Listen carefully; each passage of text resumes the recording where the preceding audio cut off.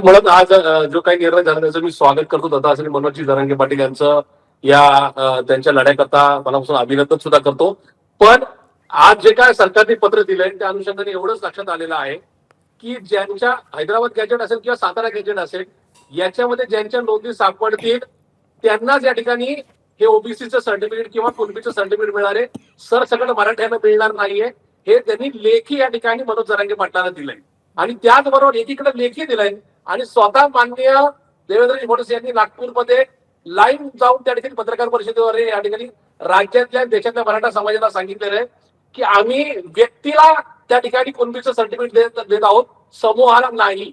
याचाच अर्थ ज्यांच्या बापदाद्यांच्या या ठिकाणी कुठेतरी नोंदी सापडतील त्यांनाच या ठिकाणी नाही का ते कुणबीचं सर्टिफिकेट मिळणार आहे, सरसकट मराठ्यांना नाही. याचा अर्थ सरसकट सगळ्या बाकीच्या मराठ्यांना कुठेतरी त्यांच्या तोंडाला पानं पुसण्याचं काम झालेलं आहे.